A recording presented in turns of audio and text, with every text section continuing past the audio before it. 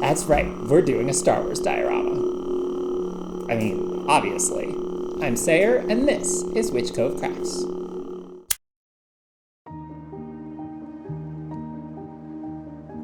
I love the Star Wars Micro Galaxy Squadron ships. They're basically just the 90s action fleet toys, but way better. Something I always wanted to do as a kid was add lights and better paint jobs to those toys. So let's see just how many lights we can cram into this Jedi Interceptor. Starting with my boy R2 here. First we'll clean him up a bit and get rid of some mold lines. Then we'll do just a little eye surgery and make room for some wires. Sorry, buddy. Next we'll use some UV resin to add a tiny lens to the hole we drilled, so very carefully. And as a reward, R2 can do a little tanning. Or a lot. We can make the frame out of a wood frame from the store. Neat little trick there. Now let's see how many lights we get into the Interceptor. First we'll need a hole for R2's wire, followed by a quick test of his light. It's a little bright right now, but we can dim it later and block out the extra with paint. Then we're going to drill out the engines a bit to make a flat mounting point for some LEDs, and punch small holes through them with a Dremel. A little glue is enough to lock the micro LED chips in place, blue for the engine exhaust. Then a little more glue can be used to tack the wires down and route them to the point where we'll mount the ship. This will also help paint stick to them later to hide them. I'm not even going to try masking the cockpit, so instead I'll just pop out the clear parts with a spudger and set them aside. Let's test how much space we have left in the aluminum pipe we're going to use to mount it. Still quite a bit, so let's add some more LEDs to the control panels. Now we need some action. Funnily enough, when I bought the Vulture droid, I wound up with 2 right side leg parts somehow, which is actually what inspired this build. Rather than bothering to get a replacement, I figured we could repurpose them for a little battle damage. Using a hobby saw and my clippers, we can score, snap, and otherwise grunge up the wings nicely. Then we can pop some wire into the broken off bits for a little bit of extra damage. Now, we've got a mild problem. I've got wings, but no ship body. I don't really want to destroy my actual ship, so let's make a copy of it. We can do this with a thermoplastic called oyumaru. Pop it in some hot water for a few minutes, and we can squish and smoosh it to the original to make a perfect resin-proof mold. Once it cools, you can demold it easily. Then we pop in a little tinted resin for the eyes, and some clear resin for the rest, curing as we go. I don't do this. Normally you can pop resin bubbles with a torch, but I forgot my mold was thermoplastic. The heat was enough to soften the mold in a few spots and fuse it to the resin. While I wait for the resin to go through a final cure, we can get the frame set up by mounting the pipes in place with glue. A little Tamiya putty is enough to fill in any large gaps that'll be noticeable after we paint it. One last step before priming. Mask out the droid's eyes with a little Vallejo liquid mask. And now, with everything primed, let's do some painting. But wait, you say, that ship isn't primed. But it is. Rather than waste the pretty solid base coat job, I primed it with matte clear top coat instead. While not quite as strong as a Bond as actual primer is, the texture of the matte coat is enough to give the paint some tooth to grip to. This is a super easy way to upgrade the paint job of something without starting from scratch, especially if it's just for display and isn't going to be handled too often. Plus, with the matte coat protecting the plastic, we can add panel lining and wear with some Gundam markers. Pour type is my favorite, but make sure you don't use those on bare plastic. They can crack it if you're not careful. The actual ship has more of a two-tone appearance. They went with the light gray color as the base coat, which is great since we can then layer in all the dark panels to create the on-screen look. Acrylic washes help to wear and weather the new spots. Go slow around any decals you want to preserve and keep your paints thin. Once the body colors are blocked in, we can do the interior, adding the beige side panels and the leather seat upholstery. Finally, let's add the metal details missing from the original.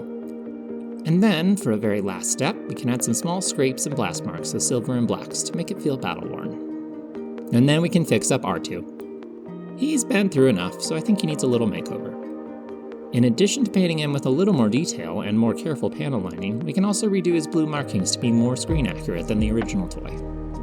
Now it's the Vulture droid's turn. First, we need to match our resin copy of the body, which has been nicely cracked and scraped up, to the original. I'll start by mixing up a warmer gray to match the other pieces. For this, I prefer to use a brush, as it makes it easier to mix and match the colors and then make small adjustments as I go if need be. Once that's done, we can switch over to the airbrush and some masking tape to add the camo stripes. Ah, so satisfying. And also backwards? Yeah, I don't know how I managed that one. Moving on, we can add in the smaller markings with a brush. First the blue, and then the white.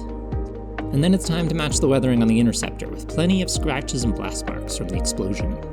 The wings are clear primed too, making it easy to detail them with Gundam markers and just a little bit of paint.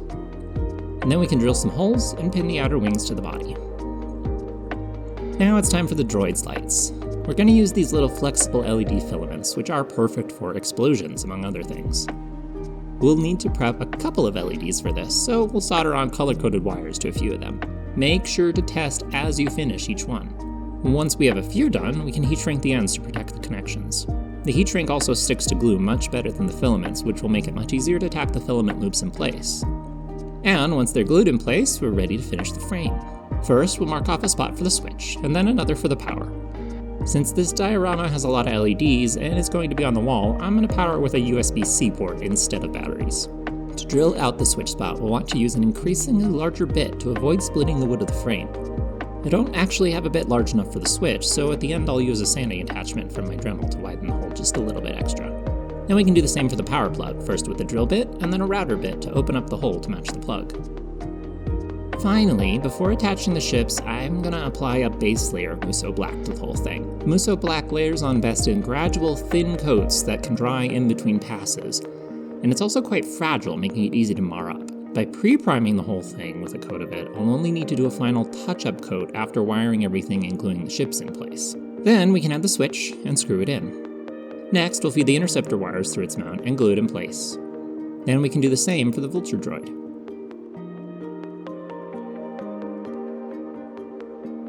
Now we'll clean up the wiring bundles a bit by soldering like wires together to a single filament. This is also a great spot to use up extra wire colors you don't often use. Just use warm colors for positive and cool colors for negative, and for any wires that are too small for your wire stripper, use a torch or lighter to burn off a bit of the coating. Finally the important part, the blaster bolts. For these, we'll use non-flexible LED filaments. Be so careful with these, they are ridiculously fragile. You'll absolutely want more of them than you need for backup. I broke several just while setting this up. We can mount them on some coated copper wire, which can easily be straightened by pulling it through something like these helping hands jaws clamped closed. Whatever you use, make sure it has some sort of soft covering so it doesn't bite into the wire and cause weak points. Once the wires are soldered to the LEDs, we can drill out some small holes in the frame and feed the wires through to glue them in place. Then we'll pop one more on for extra effect. Since there are so many lights of different types in this diorama, adding some potentiometers to adjust the brightness of each element will be critical. And we also want to make sure that every element has at least some resistance on it, since we're going to be feeding it with a 5-volt USB line, and most of these are only rated for a little over 3 volts. This way we don't have to sort any of that out ahead of time, we can just tune it when we're done. Before adding the dimmer bank though, let's clean up the wires at this point with a little bit of electrical tape, and then we can solder our custom dimmer bank in. Now it's time for the effects. First, let's add exhaust plumes to the engines with a little bit of UV resin topped off with some blue ink to even out the color tone. For the explosions, some polyester fiberfill and a fiberwork needle is all it takes. Go slow, build up the shape gradually using the needle to shape and refine the explosion as you go. The fiberwork needle is covered in tiny little barbs that essentially serve to mat the fibers in a manageable way, letting you sculpt up the explosions around the lights. Once the shapes are done, you can very carefully melt away the frizzy bits with a torch, from a fair distance away so you don't melt the whole thing. And then we go back over the whole thing with inks to color it. Yellow first, then reds and orange, and finally black over just the tops. And with that done, we can glue in the back fins of the droid directly to the frame. And with a final pass of Muso Black over the frame to clean it up, it's ready.